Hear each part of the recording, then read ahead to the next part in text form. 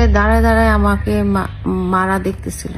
আমি ওদেরকে বারে বারে বলতেছিলাম যে মামুনকে থামাও বা আমাকে সেভ করো, গাড়ি থেকে আমাকে সেভ করো।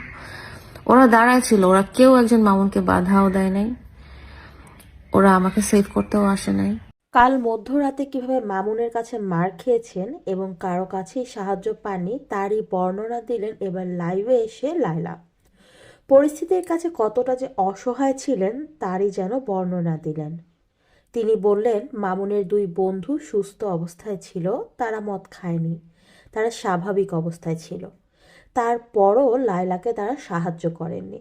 শুধু তাই নয়, একটার পর একটা মানুষ তাদের সামনে দিয়ে যাচ্ছিল, কেউই লায়লাকে সাহায্য করেননি। অনবরত লায়লার উপর টর্চার করেই যাচ্ছিল প্রিন্স মামুন। তাকে মোবাইল দিয়ে গুরুতর আহত করেছে প্রিন্স মামুন। কারো কাছে সাহায্য পাননি তিনি। মামুনের দুই বন্ধুকে এতটা ভালোবাসে লায়লা, এমনকি কাল দুপুরে লায়লার বাসায় ভাত খেয়েছে তারা। তারাও নাকি সাহায্য করেননি। গাড়ি থেকে চিৎকার করে লায়লা সাহায্য চাচ্ছিল মামুনের বন্ধুদের কাছ থেকে, তারা যেন লায়লাকে সেভ করে কিংবা মামুনকে থামায়। কিন্তু মামুনের বন্ধুরা এসব কিছুই করেননি।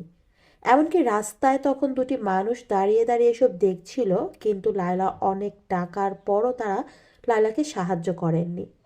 লায়লা লাইভে এসে কাঁদতে কাঁদতে বলেছেন মামুন 50 লাখ টাকা গুলশানের 10-15 তলা বাড়ির জন্য এগুলো করছে। মামুন লোভী, সেই সাথে মামুনের পরিবারও লোভী।